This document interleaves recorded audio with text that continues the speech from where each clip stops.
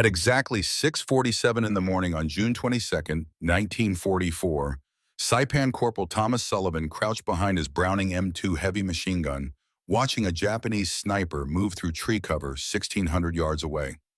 The distance every Marine believed was completely safe from American small arms fire. The 84-pound machine gun sat positioned for area suppression. Doctrine said to spray bursts at distant tree lines. Nobody tried to hit individual soldiers at that range. Tom was about to do something no one expected. He stopped thinking about bursts and started thinking like he was hunting white-tailed deer back in Iowa. Except deer didn't shoot back, and this deer had killed his best friend 2 days ago. The Japanese soldier moved with casual arrogance, standing in the cave mouth, lighting a cigarette in broad daylight. Completely safe because every manual said machine guns couldn't hit individuals at 1,600 yards. Manuals were written by people who'd never hunted at 400 yards and learned that physics didn't care what paper claimed was impossible. Through the improvised scope mounted on his M2, Tom could see the sniper clearly. The Arisaka rifle, the telescopic sight, the man settling behind a fallen log preparing to kill another Marine who'd never see it coming. Tom adjusted his breathing the way his father taught him at 12. Calculated bullet drop. 8 feet at this distance. Wind drift maybe 2 feet. Time of flight 1.7 seconds. The math was simple if you understood ballistics. The courage was harder because breaking doctrine meant risking court-martial or death, or both. But Jimmy Morales had died asking Tom to fix this, asking with his last breath to prove doctrine wrong when doctrine was killing people. Tom centered the crosshairs, accounted for drop and drift, squeezed gently. The M2 fired once, single shot, treating 84 pounds of machine gun like a precision rifle. The tracer arced through humid air. Red streak cutting jungle canopy, struck the log 6 inches left of the sniper. Wood exploded. The enemy soldier froze, stunned that American fire had reached him. He looked around frantically, then scrambled backward into the cave, abandoning his position. Bobby Chen stared. "Jesus, Tom, you almost got him." Almost. Tom already calculating the correction needed. "Next time I won't miss." In the next 23 days, Tom would achieve 17 confirmed kills at ranges up to 1,850 yards, would force an entire Japanese battalion to change tactics, would nearly die from counter-sniper fire, would run out of ammunition with enemy counterattack coming, would prove that questioning assumptions save more lives than following orders. But understanding how an Iowa farm boy transformed an area weapon into the Pacific's deadliest precision instrument requires going back. Back to cornfields, where 12-year-old hands learned that killing deer at 400 yards meant understanding wind and patience. Back to May 28th, when Jimmy Morales saved Tom's life. Back to June 20th, when Jimmy died doing everything right, while doctrine failed to keep him alive. Thomas Sullivan grew up on 340 acres of Iowa farmland, where his father raised corn and white-tailed deer, populated woodlots between fields, stretching to horizons interrupted only by distant barns. Started hunting at 12, not for sport, but necessity. Deer meat fed the family through winter, when farm income disappeared into debts for seed and equipment. His father taught him ammunition cost money, and wasted shots meant wasted dollars. Every cartridge had to count. You didn't spray lead hoping for luck. You calculated and aimed and made bullets do what physics demanded if you understood the mathematics. By 14, Tom could calculate bullet drop in wind drift while watching corn stalks bend. New 30-06 dropped 8 inches at 300 yards with 10-mile-per-hour crosswind, drifting at 4 inches right. New temperature affected powder burn, which affected velocity, which affected everything from muzzle to target. November 1932. Tom was 14, standing at a harvested cornfield edge with his grandfather's Winchester Model 70. Whitetail buck at 380 yards, too far for most hunters. His father stood beside him with a stopwatch because time mattered when deer moved and windows closed. Tom studied wind, watched smoke from a distant chimney drift east. Estimated 8-mile-per-hour crosswind, calculated drop, 12 inches, wind drift 6 inches, aimed high and right, took a breath, let half out, squeezed, the buck dropped, single shot, clean kill. His father clicked the stopwatch. 47 seconds from sight to shot. That's thinking, not shooting. No, most hunters spray hoping. You calculated like solving mathematics. Ammunition costs money. Thinking costs nothing. Remember that? Tom remembered, would remember 12 years later when officers said machine guns couldn't hit individuals at an extended range because doctrine said so. Would remember that sometimes what costs nothing saves everything. December 7th, 1941. Tom was 23, working in the barn when his mother ran out shouting about Pearl Harbor, radio crackling with horror, Japanese attack, thousands dead, battleships burning. Tom enlisted December 10th. His father watched him sign papers, didn't try to stop him. That night, his father said, "War's different than deer. Deer don't shoot back. Remember, thinking still matters even when you're scared. Scared men who think survive. Scared men who panic die." Camp Pendleton, California, January through April 1942. 8 weeks of men screaming about discipline and following orders. Tom was assigned to heavy weapons. M2 Browning machine gun crew. The instructor was a staff sergeant from Kentucky. This machine gun is designed to stop trucks and airplanes at 1,800 yards maximum effective range. But individual soldiers, theoretical only. This weapon is for suppression. Spray and pray. Lay down covering fire. Keep enemy heads down while riflemen maneuver. That's doctrine. Tom listened but privately disagreed. 50 caliber BMG left the barrel at 2,900 feet per second, faster than any rifle round he had fired hunting. 710 grain bullet. Physics said a bullet that fast with that mass should hit targets at ranges the manual called theoretical if you calculate it properly. But challenging doctrine as a private got you kitchen duty. So Tom kept quiet and learned the manual while understanding the manual was incomplete. He met Jimmy Morales during training, shared a tent, became friends over discussions about marksmanship that lasted past lights out. James Morales from El Paso, Texas. Everyone called him Jimmy. 23, same as Tom, had married his high school sweetheart Sarah 2 weeks before shipping out. Carried her photograph everywhere. Would pull it out and stare like the image might disappear. Jimmy was the company's best rifleman. Could hit targets at 500 yards with his M1 when most struggled past 300. Understood shooting instinctively the way Tom understood it mathematically. Manual says M1 effective to 500 yards, Jimmy said one night, cleaning weapons. But I've hit 600, maybe 650 if conditions are right. Manual's written by people who test average soldiers. We're not average. Tom smiled. Same with M2. Manual says area weapon only. But physics says 50 BMG at 2,900 feet per second should hit individuals at 1,800 yards if you calculate drop. Nobody tries because doctrine says don't. Someday someone's going to get desperate enough to test what weapons actually do instead of what manuals claim, Jimmy said. Prophetic words.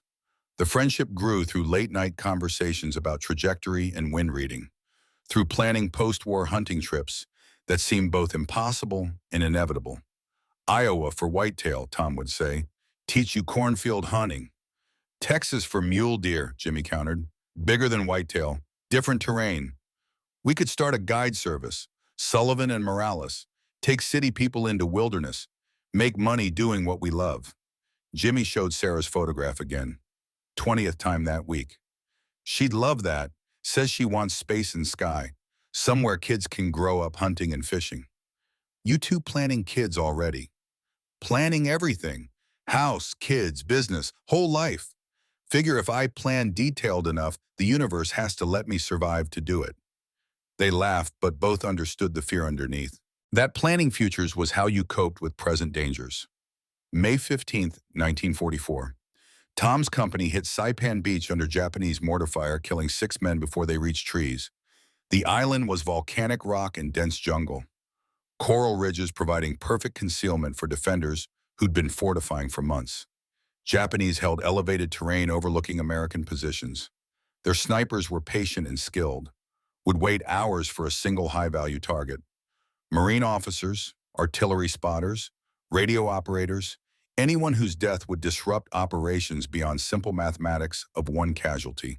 The snipers operated from 12 to 1,800 yards, positions they believed completely safe because American M1 rifles were only effective to 500 yards.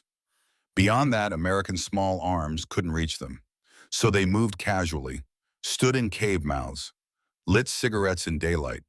In 48 hours, they killed 19 Marines. Private Johnson on May 16th, Corporal Davis on May 17th, Sergeant Williams on May 18th. Casualties accumulated with inexorable mathematics. Tom's M2 crew was positioned on Coral Ridge with good observation, could see Japanese positions through field glasses, but couldn't engage effectively because doctrine said suppress with bursts. Suppression didn't kill snipers, just made them hide, then return. Tom started studying positions during briefings, making mental notes, calculating ranges. That cave was 1,400 yards. That tree line, 1,600. That ridge, 1,800. Started thinking about ballistics, about how 50 caliber should reach those distances if someone calculated properly, if someone was willing to test theory, but kept quiet because questioning doctrine was how you ended friendships with sergeants.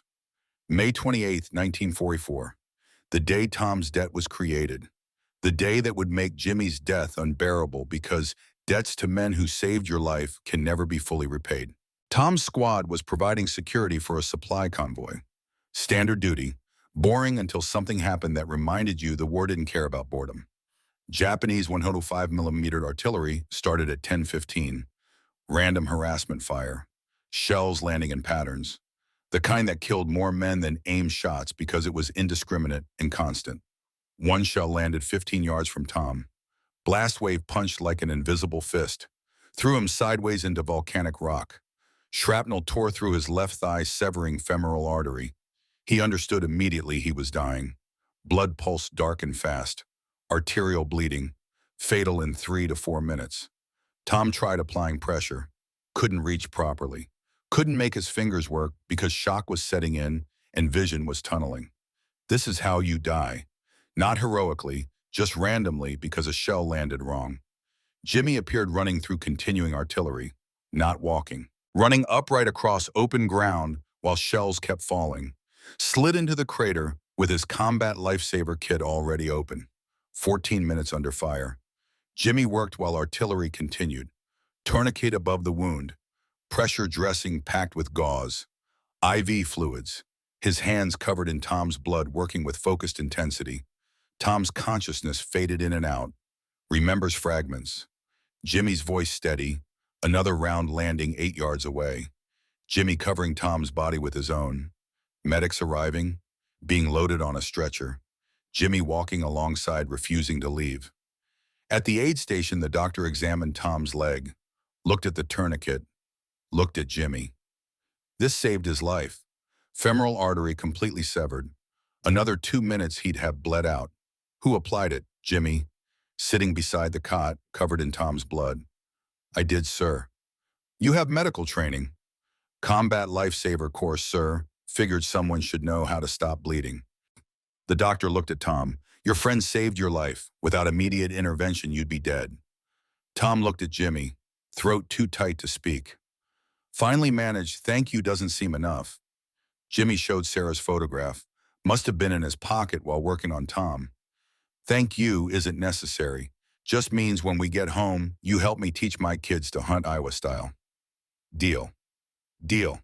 Good, because I wasn't asking. You owe me your life now. Don't forget it. We're building that guide service. Sullivan and Morales. That's payment. Tom spent 3 weeks recovering. During recovery, Jimmy visited daily. Brought food. Shared letters from Sarah. Made elaborate plans that seemed more real with each telling. June 2nd, Jimmy arrived with a letter he'd been reading repeatedly, hands shaking when he showed Tom. Sarah's pregnant, found out last week, due January 1945. Means I'm fighting for someone who doesn't even exist yet. Tom tried to find words. Means you have to survive 6 months. Get home, meet your kid. 6 months feels like forever. Every day's Russian roulette. You step wrong or Japanese sniper picks you or artillery lands on your position. You don't control any of it. Then we control what we can. Stay smart. Don't take stupid risks. Get home to Sarah and that baby. Jimmy showed a photograph Sarah sent, her sister's baby. This'll be mine in January. If it's a boy, I'm naming him Thomas, after you, because you're going to be there helping me teach him to hunt, to calculate bullet drop. All the things your father taught you. Tom's throat went tight. I'm honored. Means I have to survive too. Can't be godfather if I'm dead. Then we both survive. We both go home. We both build that business. That's the only acceptable outcome. They shook on it. Promise between friends. Something to survive for. June 10th, Jimmy was assigned observation post duty. Dangerous because observation posts were exposed positions watching Japanese lines. But Jimmy volunteered because he was the best shot, so it made sense. Tom said, be careful, Japanese snipers have been active. I'm always careful. Besides, they can't hit what they can't see, and I'm very good at not being seen. I'll be fine. June 19th, final conversation. Neither knew it would be final. Jimmy was taking observation post the next morning, position that would kill him, but they didn't know that yet. You know what bothers me most about this war, Jimmy said around midnight? It's not dying, it's dying stupidly. Following doctrine that doesn't work. Doing everything right and dying anyway because right doesn't match reality. If I don't make it home, I want it to be because I tried something and failed, not because I followed rules that got me killed. Dark talk for midnight. Realistic talk. You notice how many guys die doing exactly what they're supposed to do. Following doctrine exactly. Moving in proper formation. And doctrine doesn't account for enemy moving faster or having better position or just getting unlucky. Sometimes doing everything right still gets you killed because right was written by people who never faced this specific situation. So what's the alternative? Ignore doctrine completely.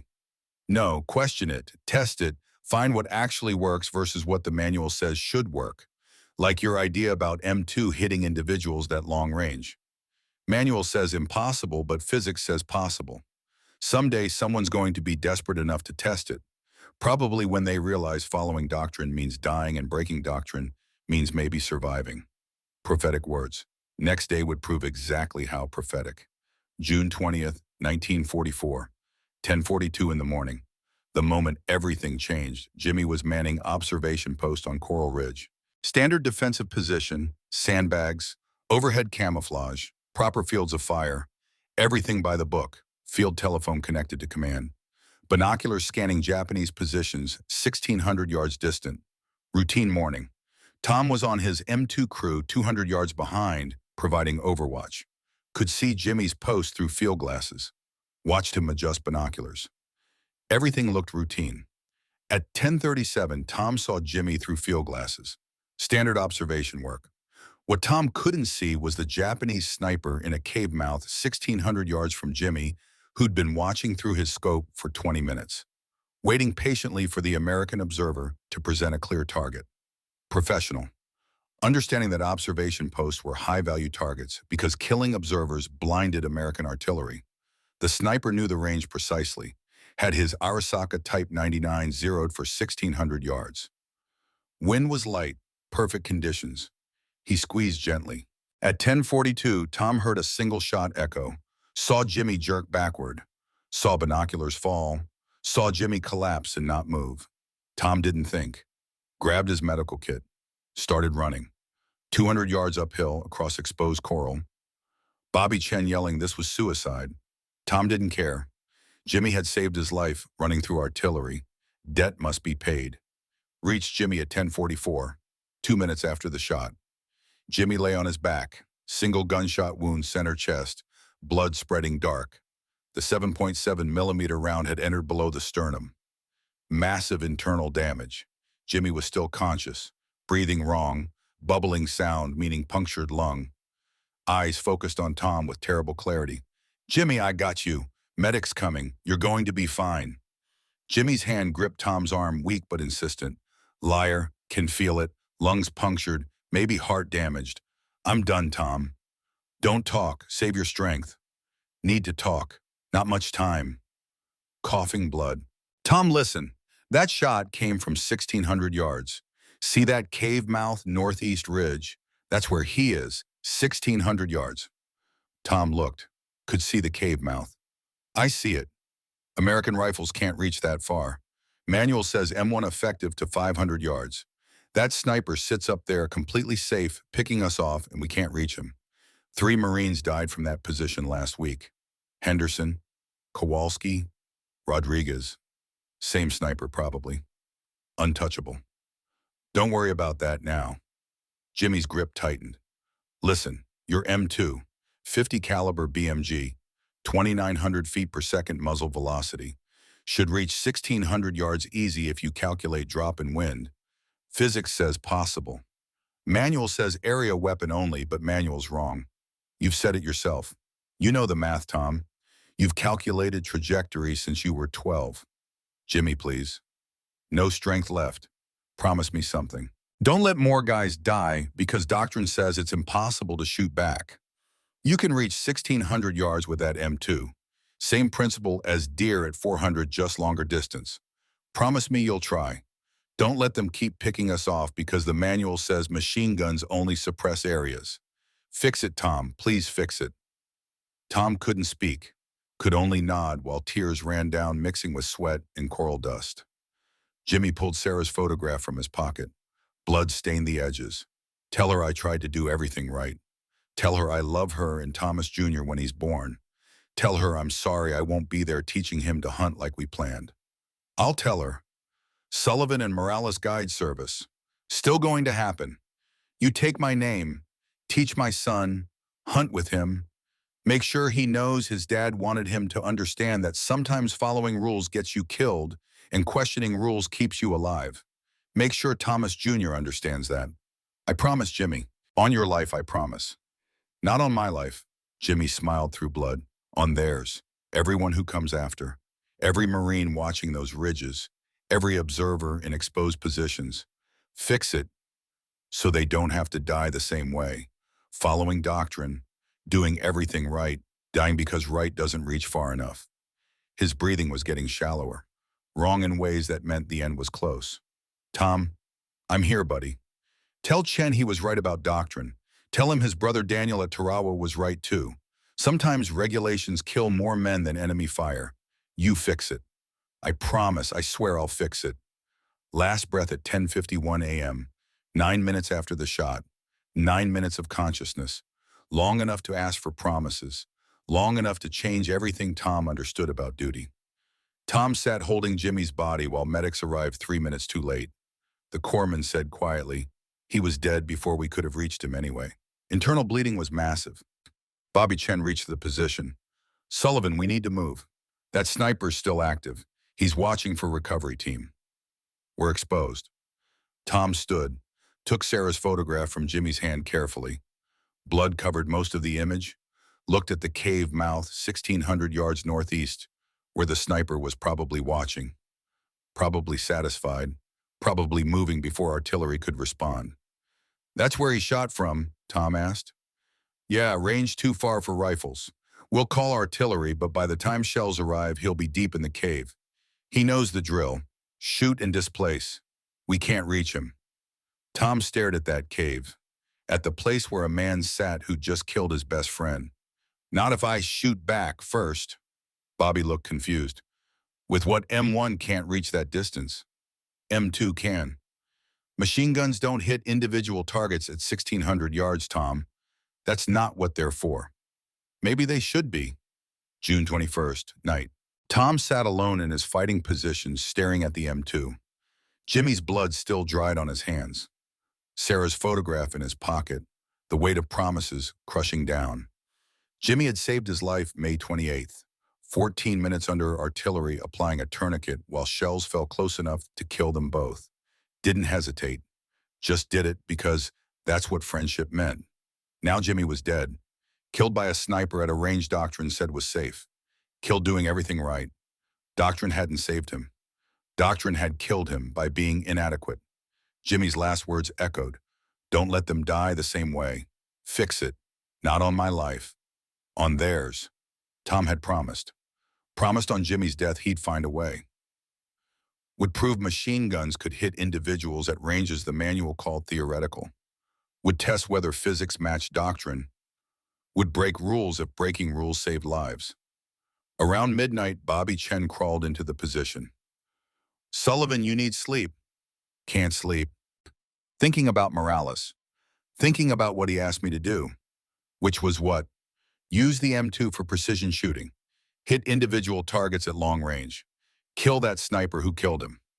Bobby was quiet, then said, "Oh yeah, Manuel says machine guns don't work that way." Manuel said Jimmy was safe in a protected observation post. Manuel was wrong. You're actually thinking about trying this breaking doctrine could get you court-martialed. Could get people killed if it doesn't work. Let me tell you about my brother Daniel, Bobby said, pulled a worn letter from his pocket. Died at Tarawa, November 1943. 21, Marine Corporal. This was his last letter. Came 2 days before he died. Bobby read by moonlight. Doctrine says advance in waves toward Japanese positions. Provides covering fire while next wave moves forward. We followed doctrine perfectly. Advanced exactly how training taught us. Japanese machine guns cut us down crossing the reef. Watched friends die following procedure that didn't account for how exposed we'd be. If I don't make it home, it won't be because I didn't follow doctrine. It'll be because doctrine was wrong for this situation. Bobby folded the letter. He died 2 days later doing exactly what doctrine said.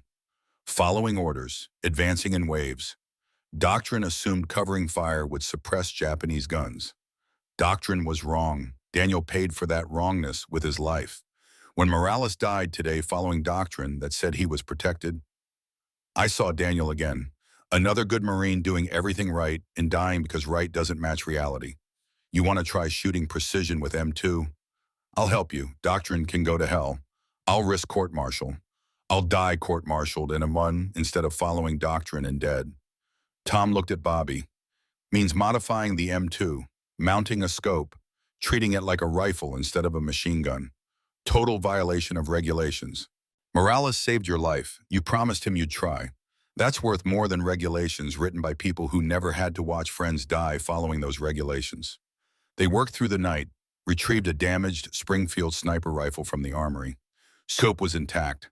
Mounted the scope to the M2's receiver using improvised brackets from strap metal and screws. Ugly, but functional. Tom studied Japanese positions by moonlight through field glasses, made sketches showing every landmark, calculated distances using map coordinates, created firing data card with estimated ranges to every cave and tree line where snipers operated, calculated bullet drop for each distance, estimated wind corrections.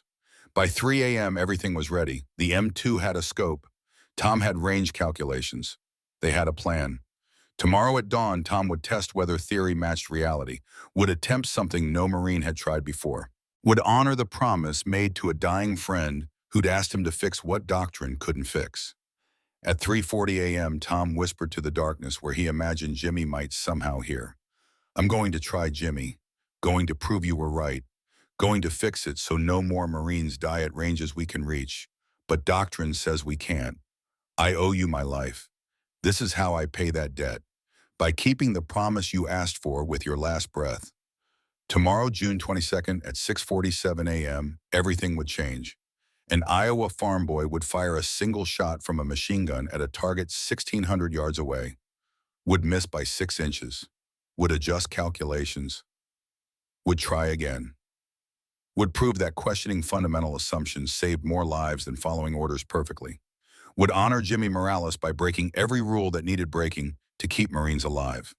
The work would matter. The credit wouldn't. That's exactly how both of them would have wanted it.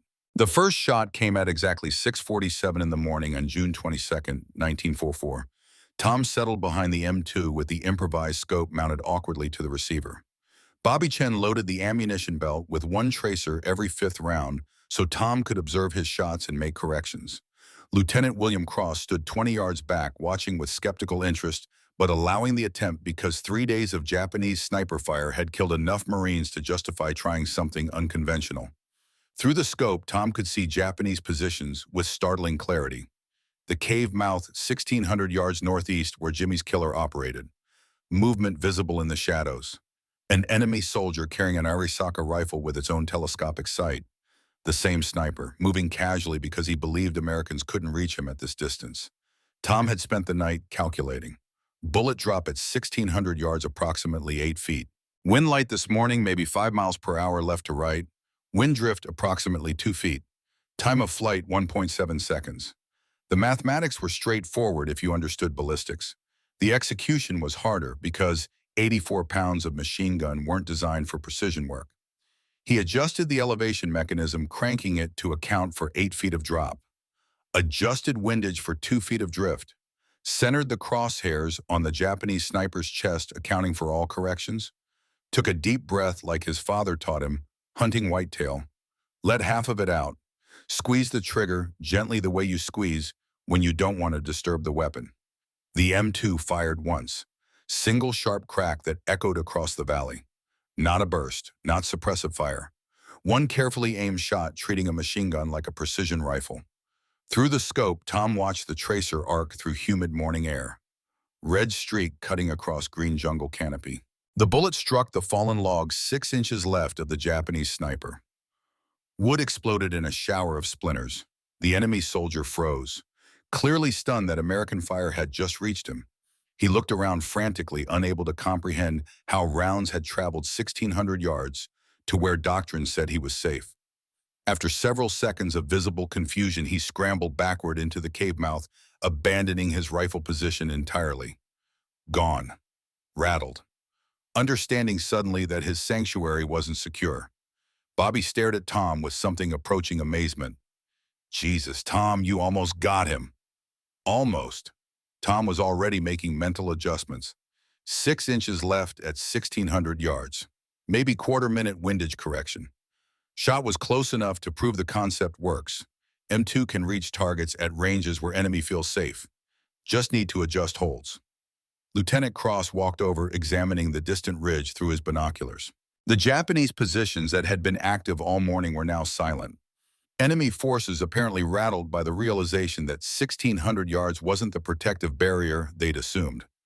Corporal, that target was 1,600 yards away.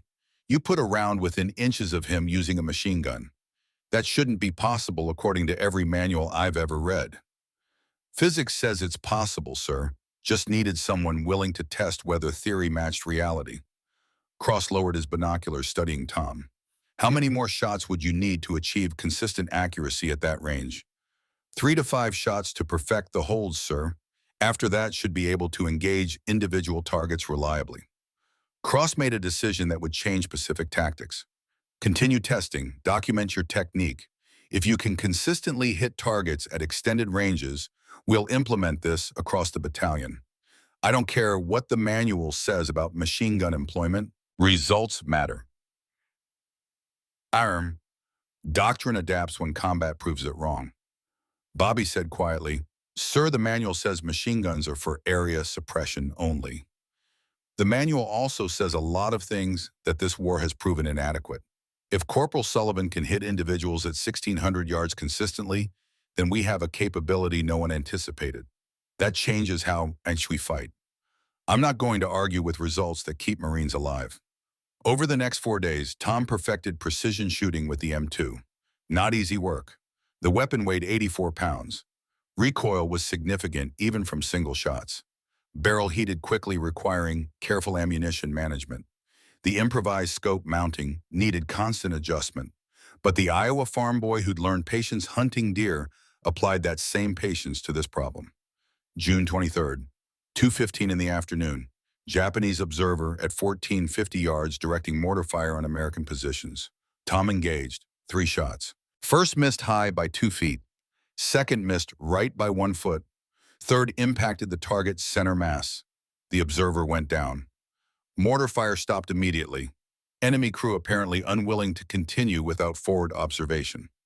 Lieutenant Cross watched through binoculars. That's 3 rounds to kill at 1,450 yards. Traditional machine gun employment would have fired 200 rounds, suppressing that general area. Your hit rate is exponentially higher. Ammunition efficiency alone justifies this technique.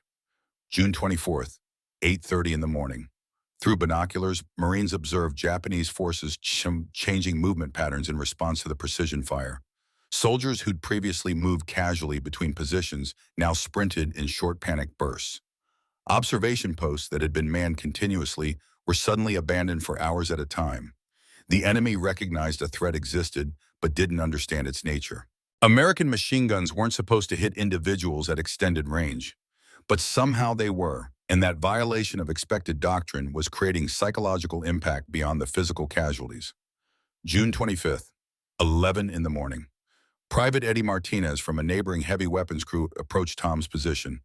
Young kid from New Mexico, good soldier, smart enough to recognize innovation when he saw it. Sullivan, we heard what you're doing, teaching M2 to snipe, basically. Can you teach us? We got Japanese targets at 1,500 yards we can't reach with rifles.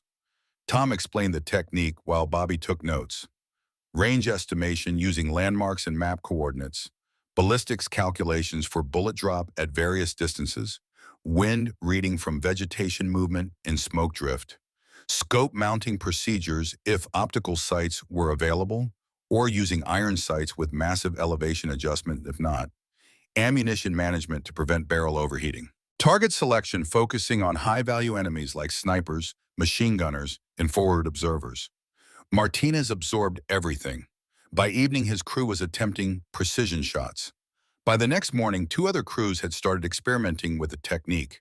Innovation spreading organically, not through official channels or formal training, soldier to soldier, problem to solution. The way real tactical adaptation happened when field forces were empowered to think instead of just follow orders. June 26th, 4:45 in the afternoon. The engagement that would convince skeptics throughout the battalion that precision machine gun employment was more than just lucky shooting. Japanese machine gun team was setting up a Type 99 light machine gun in a position commanding the main American supply route, 1,700 yards from Tom's position. The enemy crew worked methodically, apparently confident they were beyond American small arms range, taking their time to emplace the weapon properly because doctrine said machine guns at this distance were safe from rifles and American machine guns only suppressed areas, not individuals. Tom studied the target for 20 minutes through his scope, waiting for predictable patterns. The Japanese gunner had to lean left to aim down the slope toward Marine positions, created a small target zone, maybe 18 inches of exposed torso, but predictable. Every time he prepared to sight the weapon, he leaned the same direction, presenting the same silhouette. Tom calculated holds. 1,700 yards meant approximately 9.5 feet of bullet drop. Wind was moderate, right to left, maybe 8 miles per hour. Wind drift approximately 3.5 feet. Time of flight, 1.85 seconds. When the Japanese gunner leaned into his firing position, Tom was ready, had already adjusted for range and wind. Crosshairs centered on the exact spot where the enemy soldier's chest would appear. The gunner leaned. Tom fired. The .50 caliber round struck the Japanese gunner in the upper chest. The massive bullet's kinetic energy was still sufficient at 1,700 yards to kill instantly. The impact threw him backward into his assistant gunner, disrupting the entire emplacement effort. The surviving crew members scrambled for cover, abandoning the weapon and fleeing deeper into the ridge complex. The engagement was witnessed by an entire rifle platoon that had been pinned down by that Japanese machine gun's harassing fire. Word of the shot spread through the battalion within hours. Marines who'd been skeptical about precision machine gun employment became believers. Requests started coming from other units for similar fire support. But success brought new challenges that Tom hadn't anticipated. The Japanese had been watching, had been studying, had recognized the threat posed by long-range American machine gun fire. Now they began responding with their own precision capabilities. July 2nd, 6:30 in the morning. Tom settled behind his M2, beginning the daily observation routine that had become standard, scanning Japanese positions for targets, looking for movement that indicated snipers or observers or machine gun crews. Suddenly, a bullet cracked past his head. Close, very close. Buried itself in the sandbags 2 inches from his right shoulder. The shot had come from a concealed position approximately 1,400 yards northwest. Japanese sniper with a scoped Arisaka. Professional shooter. Patient. Deadly. Bobby dropped flat beside the gun. They've got us ranged. That's not random fire. They've identified our position and assigned counter-sniper team to neutralize us. A second bullet struck the coral parapet directly in front of their position. Chips of stone flew. The Japanese clearly knew where Tom was and were attempting to kill him before he could relocate. Entirely predictable response that Tom realized he should have anticipated. By maintaining a fixed firing position for 10 days, he'd given the enemy ample opportunity to study his location and plan countermeasures. The immediate problem was tactical. Tom's crew had spent days perfecting range cards and sight settings for this specific position.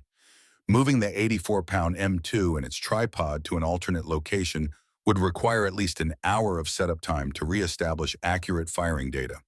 During that hour, Japanese positions would be free to operate without harassment from precision fire. But staying in place meant accepting continued sniper fire that would eventually find its mark. That would eventually kill him, or Bobby, or both. The mathematics were simple. Snipers rarely missed forever. Lieutenant Cross crawled into the position 30 minutes later, bringing reports from forward observers. They've got at least 2 sniper teams working your area, one firing from that ridge complex northwest, another somewhere in the tree line northeast. Probably Type 99s with scopes, maybe 4 power optics. You've made yourself a priority target. The tactical situation had fundamentally changed. For 10 days, Tom had enjoyed the luxury of engaging targets that couldn't effectively return fire.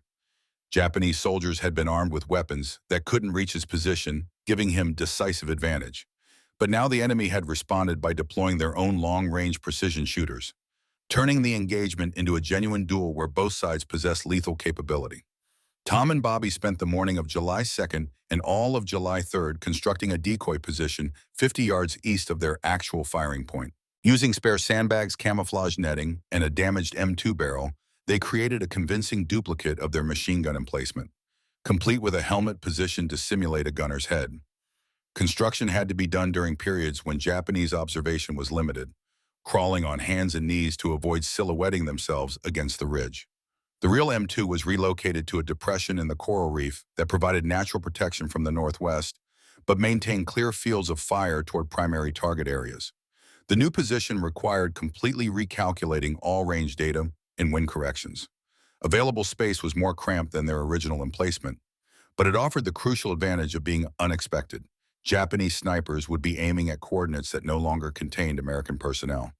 July 3rd, 10:15 in the morning, the moment that nearly ended everything. The moment Tom understood that innovation carried costs that couldn't always be calculated in advance.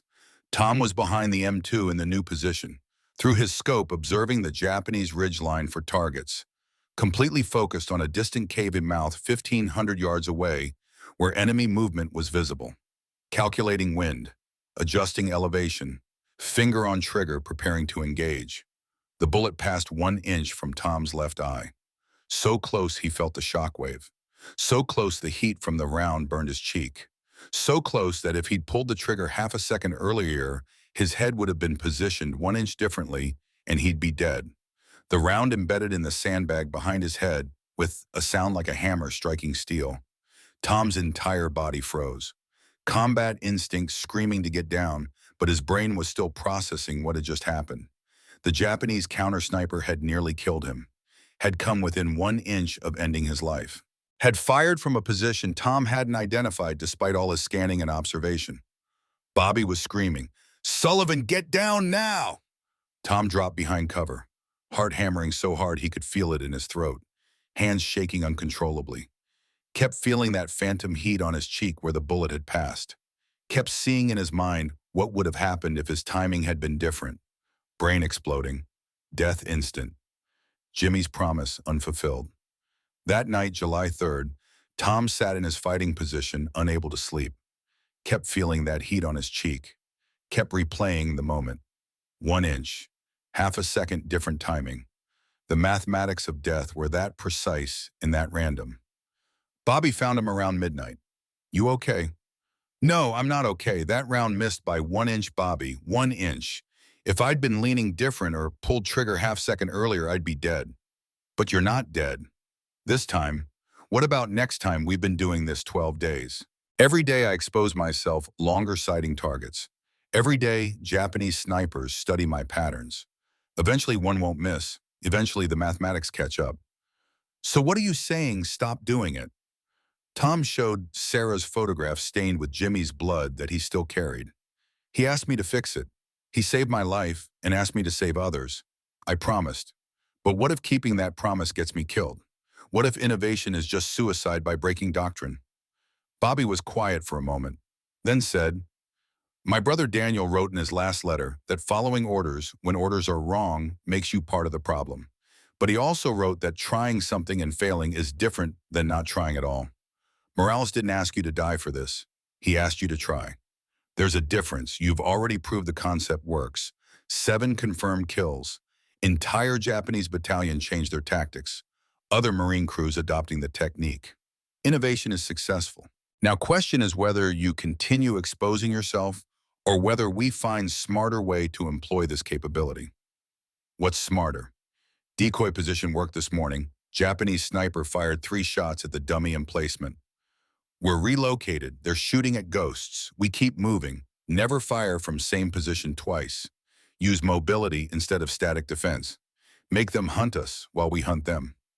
Tom considered that. Mobile precision shooting means losing prepared positions, means recalculating ranges constantly. Harder to achieve accuracy, but keeps you alive. Dead innovators don't save lives. Living ones do. Morales wouldn't want you dying to keep a promise to him. He'd want you surviving long enough to help others. Tom decided that night to continue the mission but change tactics. Would rotate between 3 prepared positions. Would never fire more than 5 shots from a single location before moving. Would make Japanese snipers guess where he was. Trade some accuracy for survival because staying alive long enough to make a difference mattered more than perfect shooting from a position that would get him killed. July 4th, 10:15 a.m. The decoy proved its worth. Japanese sniper fired at the dummy position. 3 rapid shots hitting sandbags in the helmet. Tom was in his actual position 50 yards away. Could locate the muzzle flash through his scope. Position in a boulder cluster roughly 1,500 yards northwest. Tom returned fire. Single carefully aimed round. The shot struck within inches of the target, sending up a spray of rock fragments that forced the enemy sniper to abandon his position immediately. Proved the mobility concept worked. Japanese were hunting wrong locations while Tom operated from positions they hadn't identified. By July 5th, 6 M2 crews across the battalion were attempting precision shooting with varying degrees of success. Some crews had natural shooters who achieved consistent hits at 14 to 1,600 yards. Others struggled with ballistics calculations or wind reading. But even partial success created massive psychological impact on Japanese forces who now faced potential precision fire from multiple positions scattered across 2 miles of front. Enemy movement patterns became increasingly restricted. Japanese soldiers were afraid to expose themselves even at ranges previously considered safe. Observation posts were minimally manned. Supply movement was relegated to darkness. American innovation had created a zone of fire superiority extending far beyond traditional small arms range. July 6th, 2:35 in the afternoon. The shot that would represent both peak achievement and practical limit of the precision machine gun concept. Japanese machine gun team was positioning a Type 99 in a cave mouth at an estimated 1,850 yards, just at the extreme edge of the M2's theoretical effective capability. The target was barely visible even through Tom's 8-power scope. Appeared as little more than a shadow in the cave opening. Distance was so great that atmospheric conditions became factors Tom had never had to account for at shorter ranges. The shot required calculations at the absolute limit of what was possible. Bullet dropped nearly 12 feet at this distance. Wind conditions moderate, maybe 10 miles per hour crosswind, which meant approximately 4 feet of drift. Time of flight, 2.1 seconds. During that time, the bullet would be affected by wind humidity, temperature gradients, even the curvature of its trajectory through air of varying density. Tom spent 15 minutes studying the target through his scope, waiting for the Japanese gunner to position himself consistently enough to provide a predictable aim point. Watching patterns. Every time the gunner prepared to fire, he leaned left to sight down the slope, created a 12-inch target zone, small, distant, but theoretically achievable if every calculation was perfect and conditions remained stable. Tom made his calculations, cranked elevation to maximum, adjusted windage, centered his crosshairs not on the gunner, but on the cave wall where his calculations predicted the bullet would impact after accounting for drop and drift. He fired. The .50 caliber round traveled 1,850 yards in 2.1 seconds. arcing trajectory that peaked, then descended, affected by wind that pushed it laterally, affected by gravity that pulled it down, affected by air resistance that slowed it. Physics and mathematics combining to guide 710 grains of copper, jacketed lead through space. The round impacted the cave wall directly beside the Japanese machine gun position, close enough that the concussive effect and flying rock fragments likely wounded or killed the gunner. The Type 99 went silent immediately, remained inactive for the rest of the day. Artillery observers confirmed through binoculars that the position had been abandoned with equipment scattered around the cave entrance. Bobby watched through field glasses. Tom, that was 1850 yards. That's the longest confirmed machine gun precision shot probably in Marine Corps history, maybe entire U.S. military history. Lieutenant Cross was documenting the engagement. That's approaching the absolute maximum effective range for M2 against point targets. Beyond that distance, limitations of the scope, difficulty reading wind, ammunition, dispersion make consistent accuracy impossible. Tom nodded. Proves what's possible under perfect conditions. But 1850 is the limit. Can't rely on making shots at that range. Effective precision employment remains 14 to 1700 yards for consistent results. But the engagement had proved something important. Had demonstrated that under ideal conditions, the M2 could reach targets at ranges approaching 2,000 yards. Had shown that doctrine's assumptions about machine gun limitations were fundamentally wrong when crews were willing to think differently about weapon employment. July 8th, dawn, the crisis that would test whether innovation could survive resource constraints. Bobby counted remaining .50 caliber ammunition. Tom, we have a problem. 43 rounds left, less than one belt. Where's resupply? That's the problem. Landing ships have been delayed 2 days by kamikaze attacks on the Naval Support Group. Battalion supply officer can't give an estimate when next ammunition arrives. Could be today, could be a week. Tom stared at the 43 rounds. At their current engagement rate, maybe 6 more precision shots before the M2 fell silent. All the tactical advantage built over 16 days would disappear once ammunition was exhausted. Japanese forces would recognize the opportunity immediately, would resume aggressive operations, would retake the psychological initiative that American precision fire had seized. Lieutenant Cross arrived shortly after sunrise, bringing reports that painted an increasingly grim picture. Intelligence says Japanese are massing for a counterattack. Maybe tonight, maybe tomorrow morning. They're moving troops through those ridges you've been watching. Probably figured out your gun won't be shooting much longer. The enemy had clearly recognized the ammunition shortage as an opportunity. Japanese units that had been pinned in defensive positions were beginning to move more boldly, taking advantage of reduced American fire to reposition forces and prepare for offensive operations. Marines could observe increased activity in areas that had been quiet for days. Enemy soldiers moving in daylight, establishing new firing positions at ranges that should have been suicidal, but weren't because the M2 was nearly silent. Tom made the decision to conserve remaining ammunition for only the most critical targets, would abandon the harassment fire that had been so effective at disrupting enemy operations. Each shot would have to count not just tactically, but strategically, used only against targets whose elimination would have maximum impact on Japanese capabilities. 10:30 a.m. First test of this new discipline. Japanese machine gun teams setting up a Type 99 in a position commanding the main supply route to forward rifle companies. The enemy crew worked methodically, apparently confident that American long-range fire was no longer a threat. Tom had a clear shot at approximately 1,600 yards, but engaging would consume 3 to 5 of his precious remaining rounds. Bobby studied the position through field glasses. That gun can interdict the entire supply column. If they get it operational, nobody moves ammunition or medical supplies to the front companies. Tom settled behind his M2, adjusted scope for range and wind. The Japanese machine gunners were moving casually, taking their time. No reason to expect incoming fire from a position they probably assumed was out of ammunition. He fired. The .50 caliber round struck the primary gunner's center mass. Impact threw him backward into his assistant gunner, disrupting the emplacement effort. Surviving Japanese soldiers scrambled for cover, abandoning the weapon. Supply route remained open, but Tom was down to 38 rounds. The afternoon brought worse developments. Japanese forces began probing the marine perimeter with small unit attacks clearly designed to test American response capabilities. Enemy squads would advance to positions just beyond rifle range, establish temporary firing positions, engage marine outposts with aimed fire, then withdraw. The attacks were coordinated and systematic, suggesting a larger plan to identify weak points in the defensive line. Traditional doctrine called for machine gun crews to respond with sustained suppressive fire, force the enemy to withdraw while friendly forces maneuvered.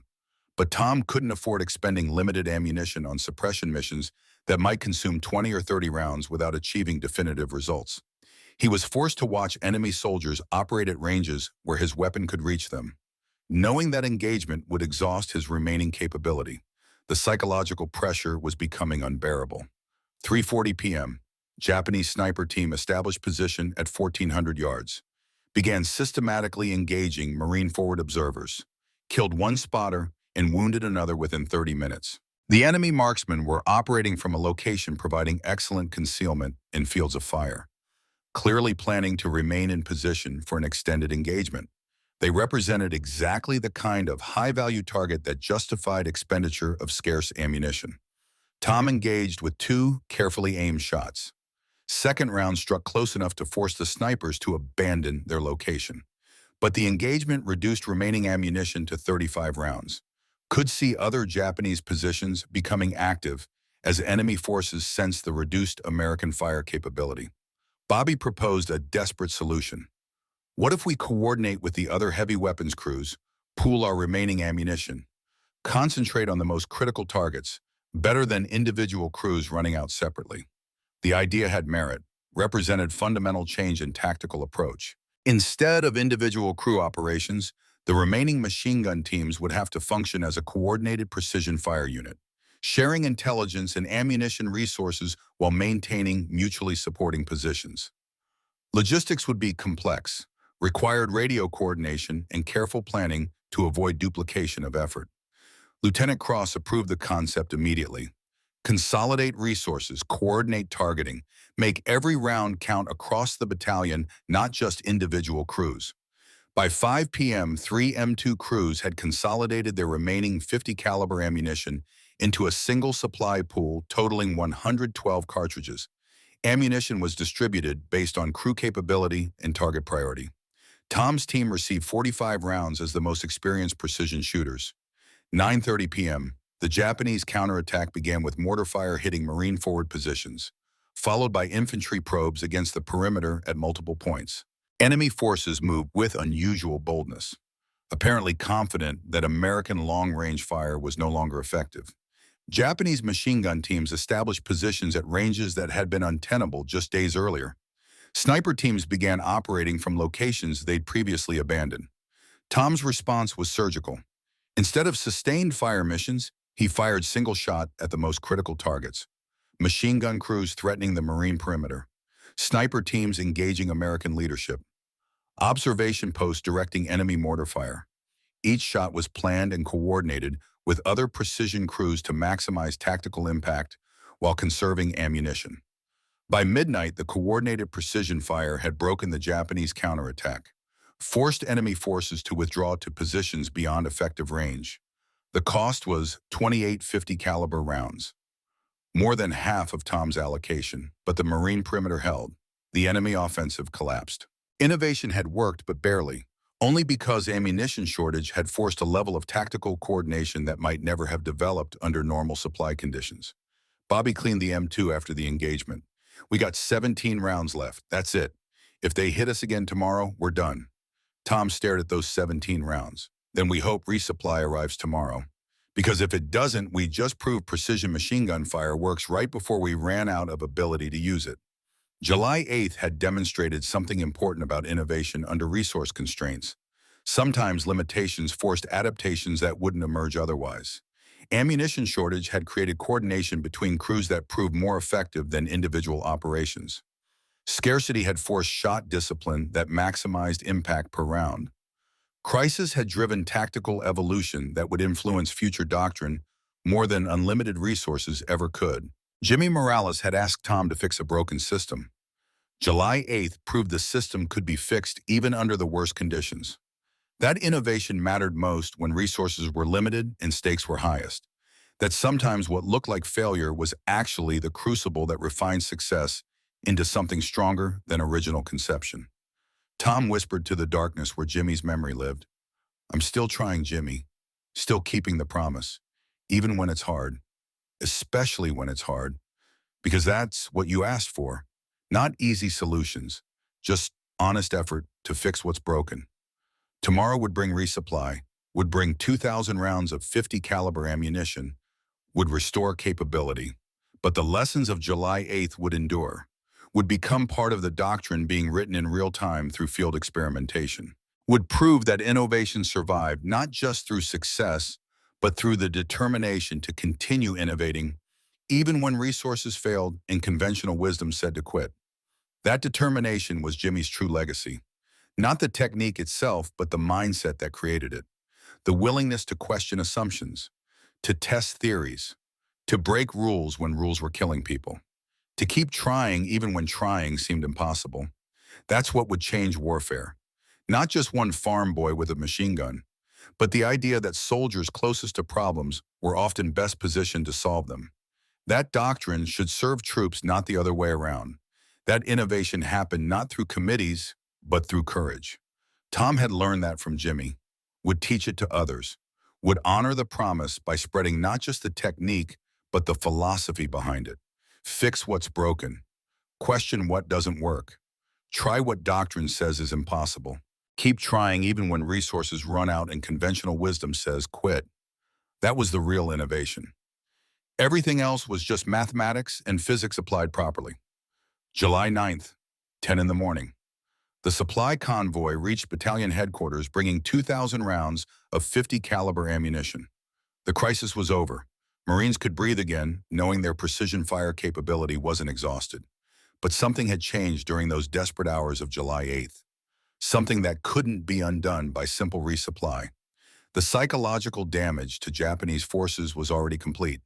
The enemy battalion had spent a week watching American precision fire reach into zones they'd believed were sanctuaries. Had spent the night of July 8th seeing their counterattack broken by coordinated machine gun fire that picked off key targets with surgical precision. Morale had shattered not from overwhelming casualties, but from the realization that nowhere offered safety anymore. Tom and Bobby restocked their ammunition, loaded fresh belts, prepared for resumed operations, but found themselves facing a strange problem. The targets were disappearing. Japanese positions that had been active for weeks were now silent. Enemy forces huddled in the deepest portions of their cave systems, emerging only at night, only when absolutely necessary, only when desperation overcame fear. Through binoculars, Marines observed enemy behavior fundamentally altered. Movement occurred only during darkness or heavy weather that limited visibility. Observation posts that had been continuously manned were now abandoned. Offensive operations had completely ceased. Resources that should have been devoted to fighting were instead diverted to digging deeper fortifications and constructing more elaborate camouflage. Lieutenant Cross studied the silent ridges through his field glasses. Precision machine gun fire has achieved strategic effect disproportionate to actual casualties inflicted. We've killed maybe 20 Japanese soldiers with this technique, but we've neutralized an entire battalion's offensive capability. They've effectively surrendered the initiative without formal surrender. That's psychological warfare at its most effective. The next 6 days passed in strange quiet. Japanese forces visible through scopes but not presenting targets. Watching the Americans. Calculating. Understanding that continuing resistance meant continuing to face precision fire that could reach them anywhere. Understanding that doctrine had lied about what was possible. Understanding that the fundamental assumptions they'd based their defensive strategy on were wrong. July 15th, 7:30 in the morning. Tom watched through his scope as white cloth appeared in a cave mouth across the ridge complex. Small piece of fabric tied to a rifle barrel, thrust cautiously into morning sunlight. Tentative. Testing whether Americans would honor surrender protocols or simply shoot anyone who emerged. Then more flags appeared. Dozens. Japanese soldiers coming out of positions with their hands raised. Enemy forces had held these ridges for 3 weeks, had survived artillery bombardments that would have broken lesser men, had endured infantry assaults. but couldn't survive the psychological pressure of precision fire reaching them at ranges they'd believed safe. They weren't surrendering because ammunition was exhausted, or positions were overrun, or will was broken through conventional combat. They were surrendering because nowhere felt safe anymore, because the fundamental tactical equation had changed in ways that made continued resistance seem pointless, because innovation had achieved what brute force couldn't. Lieutenant Cross coordinated the surrender proceedings, ensuring advancing infantry maintained appropriate caution despite the white flags. Enemy forces were known to use surrender ruses, but this appeared genuine. Japanese soldiers emerged from positions showing signs of malnutrition and exhaustion. Weeks of minimal resupply, weeks of psychological pressure, weeks of understanding they were being hunted by weapons that shouldn't have been able to reach them. Tom remained at his M2 throughout the morning, maintaining overwatch even though active engagement seemed unlikely. His weapon was loaded with a fresh belt. Scope trained on the Ridge complex.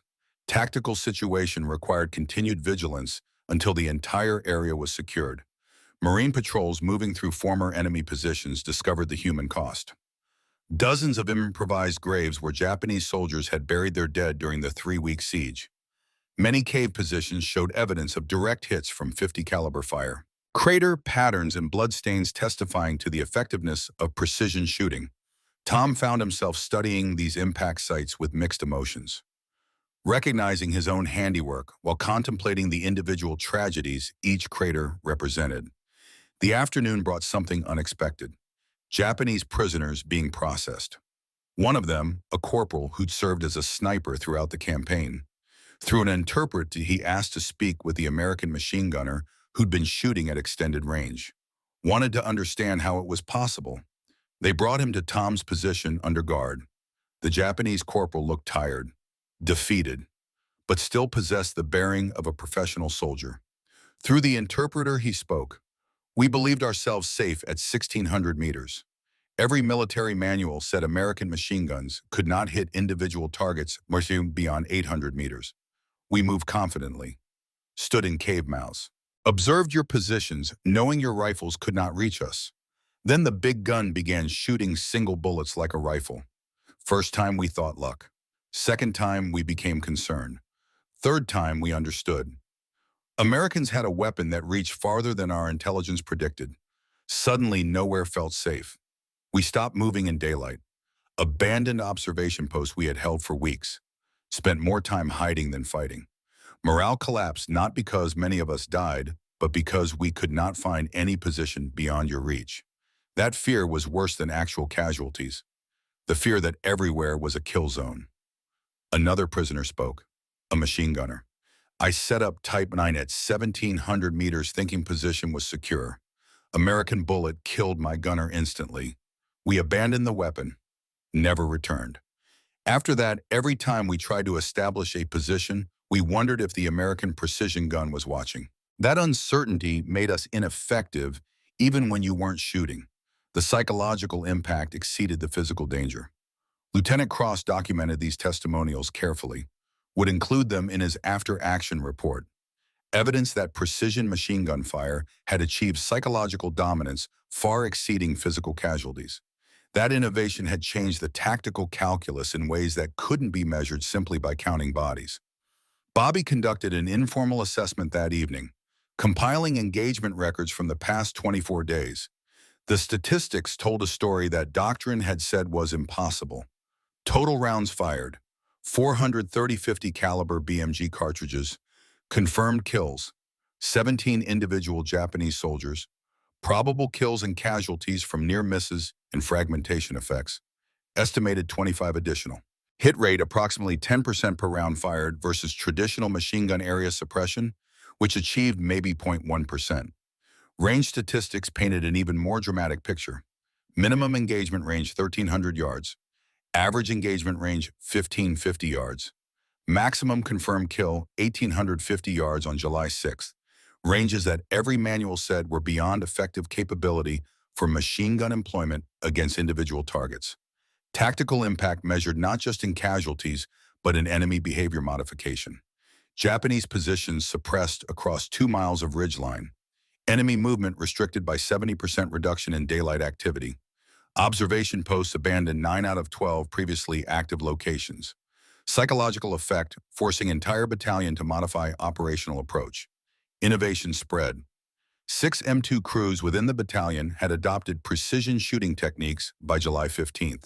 Reports coming from other units across the Marine Division indicated widespread experimentation, organic dissemination, soldier to soldier without formal instruction.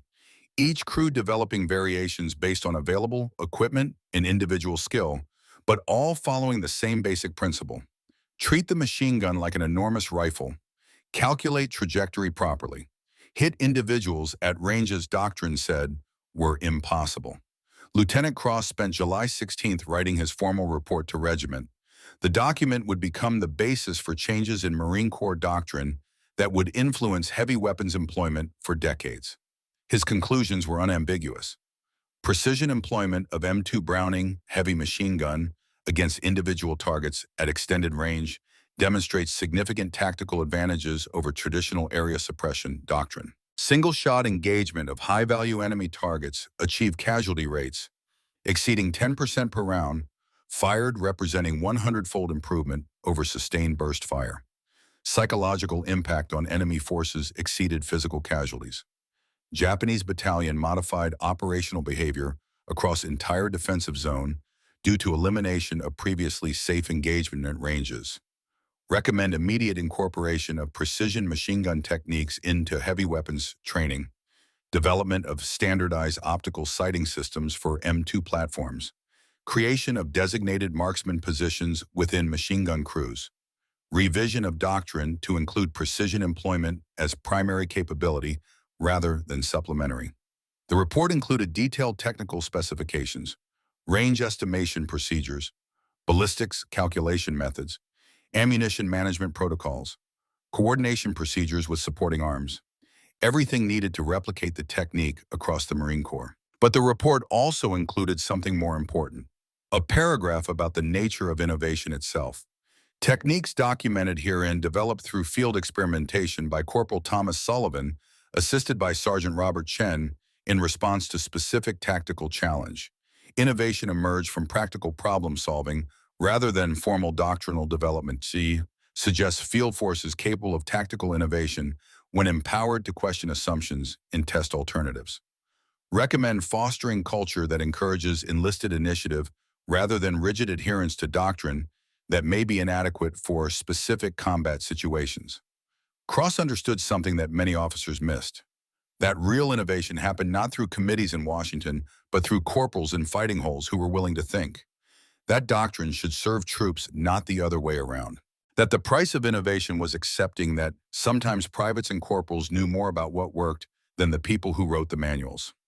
October 1945, Tom was discharged with the rank of corporal. 2 Purple Hearts for wounds received May 28th and July 3rd. Combat Action Ribbon, Marksmanship Badge, Honorable Discharge, Train Ticket back to Iowa. No medals specifically for precision machine gun innovation. No official commendation mentioning technique development. After action reports credited field expedient modifications to standard operating procedures without naming individuals. Military bureaucracy uncomfortable, highlighting innovations that questioned established doctrine, even when those innovations saved lives. Tom returned to Iowa with a duffel bag and memories he couldn't share with people who hadn't been there. His parents were alive. The farm still operating. Everything looked the same, but Tom was different in ways that didn't show externally. December 1945. Tom traveled to El Paso finding Sarah Morales through the address Jimmy had kept. She was teaching 2nd grade, 7 months pregnant. Opened the door and saw the Marine uniform, recognized immediately what it meant.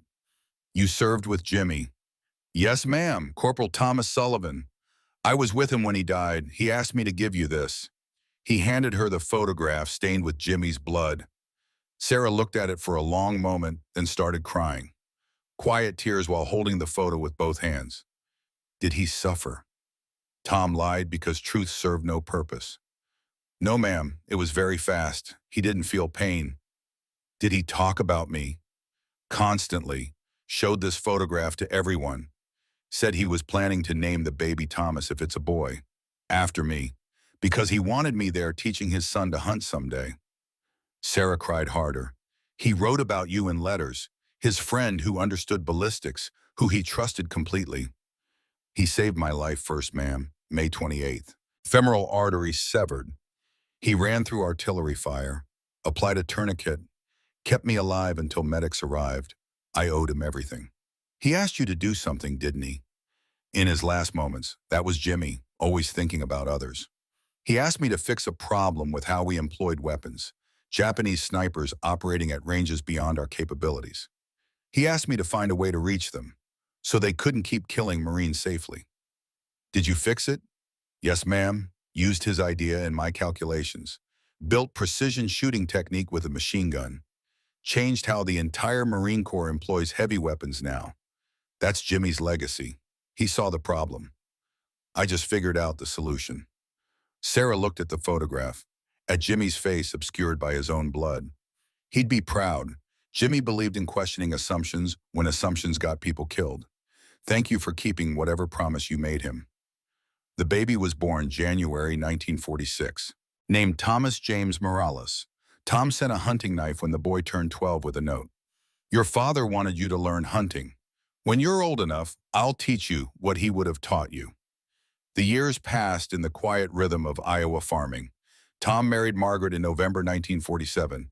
They bought a house, had 3 children, built a life that looked normal from outside but was shadowed by memories of friends who'd died and promises that had been kept. June 22nd became a day Tom spent alone each year. Margaret understood not to ask questions. Just let him sit in the barn with his grandfather's Winchester and Jimmy's photograph and the weight of remembering. 38 years of June 22nds. 38 years of whispered conversations with a dead friend who'd asked him to fix what doctrine couldn't fix. 1950. Korean War began. Tom read newspaper articles mentioning precision machine gun techniques, now standard Marine Corps doctrine. M2 crews trained in long-range shooting. Optical sights issued. Range estimation procedures formalized. Innovation that started with Tom and Jimmy now written into training manuals taught at Camp Pendleton. Saving Marines. Tom would never meet. Fighting a war Tom wasn't part of. But techniques worked because physics didn't care about wars. 1951. Tom's son Michael was 16. Learning to hunt. Tom teaching him ballistics and wind reading. Using the same Winchester his grandfather had used. The same rifle that taught Tom to calculate trajectory at 12. Michael asked, Dad, did you do anything important in the war? Tom field dressed a deer Michael had shot at 380 yards. Helped develop new shooting techniques, precision fire with heavy weapons, changed some doctrine, saved some lives probably. Were you a hero? No, just did what needed doing. Friend of mine asked me to fix a problem. I tried, worked out. That's all war is. Fixing problems and losing friends and hoping you fix more than you lose. Mom says you got medals. Medals don't make heroes, they make paperwork. Real heroism is seeing a problem and having courage to try fixing it even when everyone says it's impossible. Friend named Jimmy taught me that. What happened to him? Japanese sniper killed him at 1,600 yards. Range everyone said was safe. Jimmy asked me with his last words to prove everyone wrong about that range. So I did. Built a technique that reached 1,800 yards. Taught other Marines, changed doctrine. Jimmy never got credit because he died before proving the concept. But the innovation was his idea. I just made it work. That doesn't make you angry that he got no credit? Tom looked at his son. Credit doesn't matter. Results matter. Marines in Korea are using techniques Jimmy thought of. They don't know his name, don't need to. They just need techniques to work so they survive. That's the only credit that counts, people going home to families. July 1975, phone call from Bobby Chen's wife. Mr. Sullivan, I'm sorry to call. Bobby passed away yesterday. Lung cancer. He wanted me to tell you something. He said to tell you that he never regretted helping you break doctrine in 1940. Said his brother Daniel would be proud that someone finally questioned whether following orders when orders were wrong was right. Said working with you was the honor of his life. Tom sat alone after hanging up, thinking about Bobby, about how many times innovation required not just someone willing to try, but someone willing to authorize trying. Bobby had risked court-martial letting Tom break doctrine. Could have said no, could have followed regulations. Instead chose to support innovation because his brother had died following regulations that didn't work. June 22nd, 1982, 38th anniversary. Tom was 64, sitting alone in the farmhouse. Every June 22nd, he spent the day alone remembering. Remembers Jimmy showing Sarah's photograph, planning hunting trips, saving Tom's life, dying asking Tom to fix it. Remembers Bobby saying doctrine can go to hell. Remembers Lieutenant Cross deciding results mattered more than manuals. Remembers 430 rounds fired over 24 days. 17 Japanese soldiers killed. 600 or more Americans who didn't die because Japanese snipers couldn't operate with impunity. Doctrine that changed because someone questioned assumptions. He opened the drawer. Jimmy's photograph stained with blood. Sarah had given it back to Tom in 1965 when Thomas James Morales graduated high school. Said this belongs to the man who kept Jimmy's promise. Tom whispered to a man dead 38 years. Jimmy, I kept your promise. Fixed the system, changed doctrine, saved lives. Marines across the Pacific used your idea. Korea, Vietnam, everywhere 50 caliber machine guns are deployed. Your legacy, even though nobody knows your name. That's how it should be. Work matters. Credit doesn't. August 15th, 1982. Tom died age 64. Heart attack while working the farm. Alone in a field. Quick death. Found by his son Michael 3 hours later. The obituary in the local paper was 4 sentences. Thomas Sullivan, 64, of rural Iowa, died August 15th. Veteran World War II U.S. Marine Corps Pacific Theater. Operated family farm 1945 through 1982.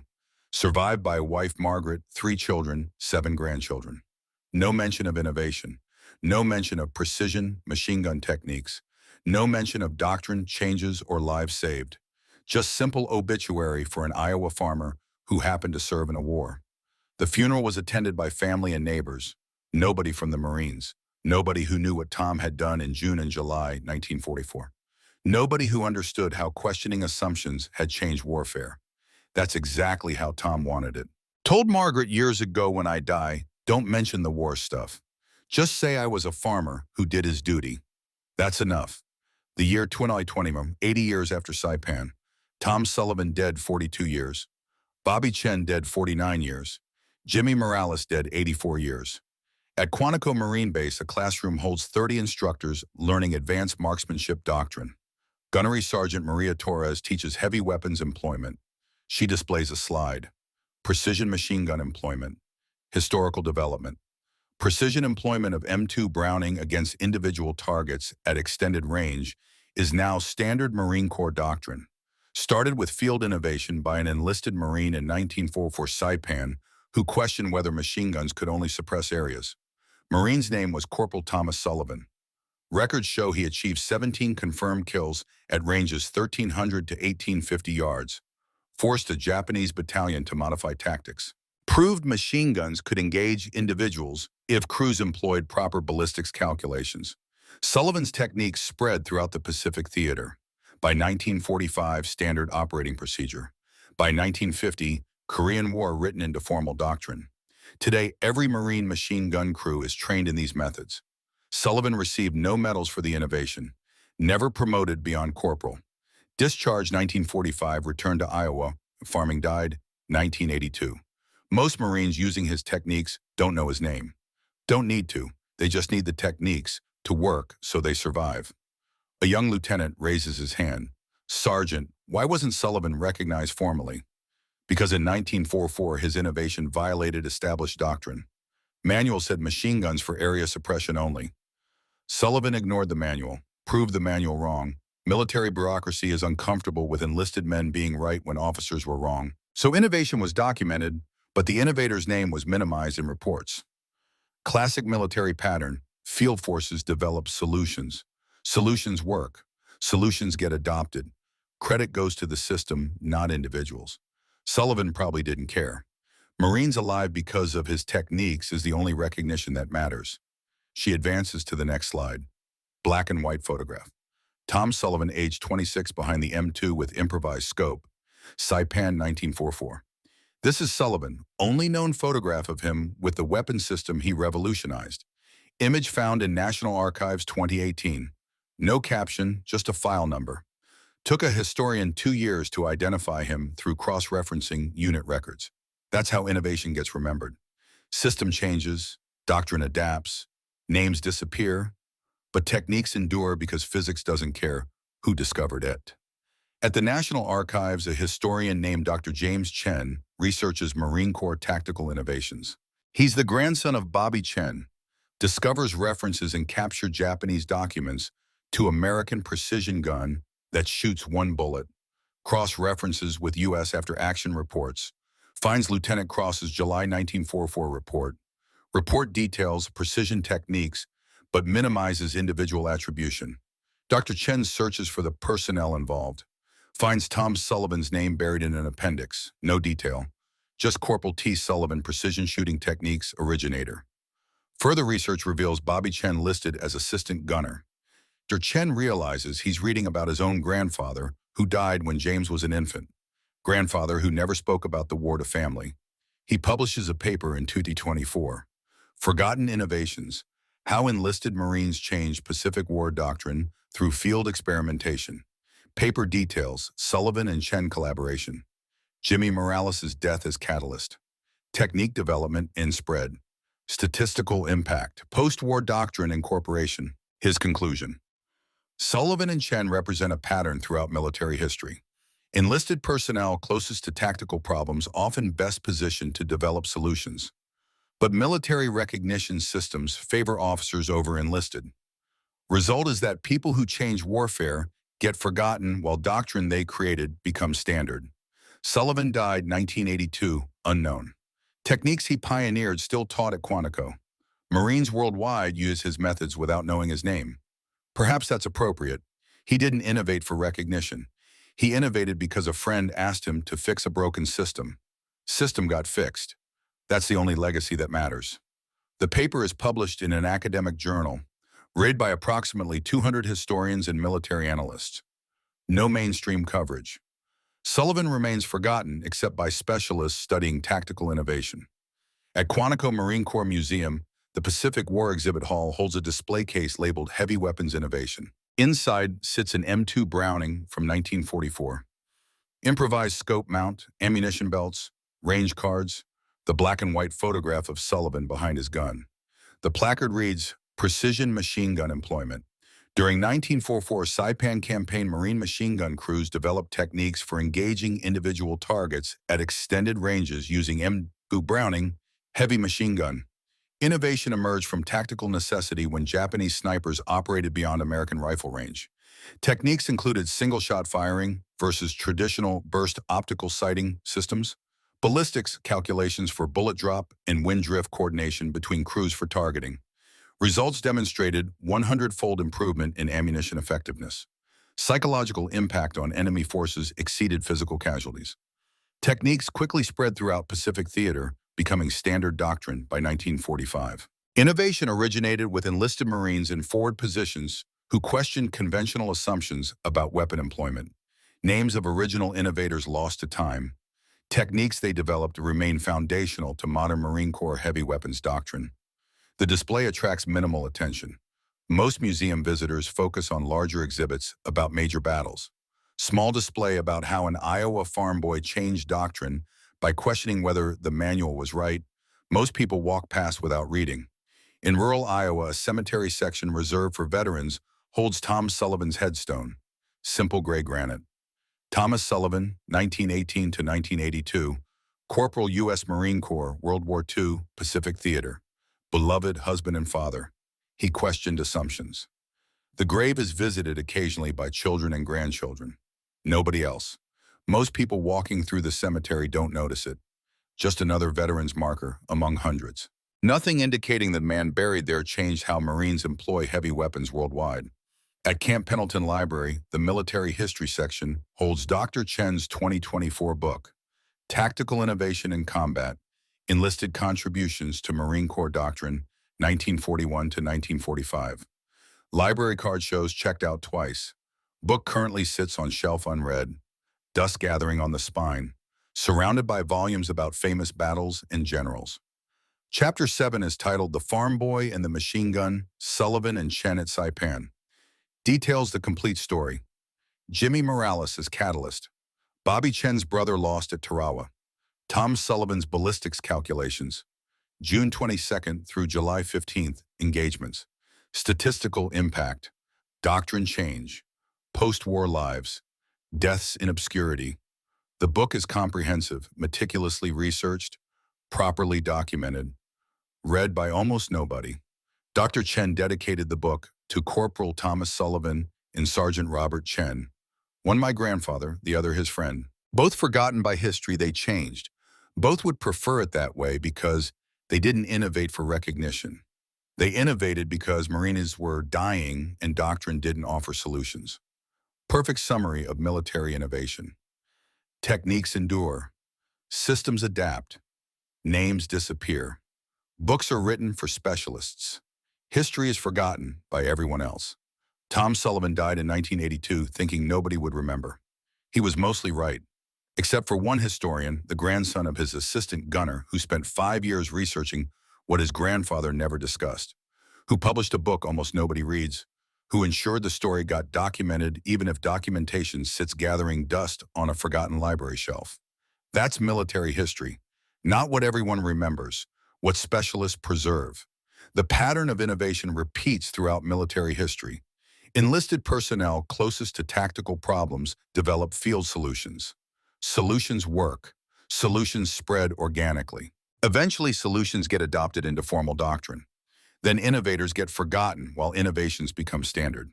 Tom Sullivan questioned whether machine guns could only suppress areas. Jimmy Morales died asking him to fix a broken system. Bobby Chen authorized breaking doctrine because his brother died following doctrine. Together, they proved 50 caliber machine guns could engage individual targets at 1,800 yards when every manual said impossible. 17 Japanese killed. 600 Americans lived. Doctrine changed. Names disappeared. That's the pattern. That's military innovation. Not glamorous, not recognized, just necessary. What Jimmy Morales knew on June 20th, 1944 as he died was that regulations written by people who never faced a problem can't account for the problem's reality. That manuals tested under ideal conditions fail under combat conditions. That doctrine, assuming enemy behavior, doesn't adapt when the enemy adapts constantly. His last act was asking Tom to question, to test whether physics matched doctrine, to break rules when rules were killing Marines. That's leadership from a corporal who'll never get leadership credit. That's innovation from a soldier who died before seeing innovation work. That's legacy that matters more than medals or promotions or recognition.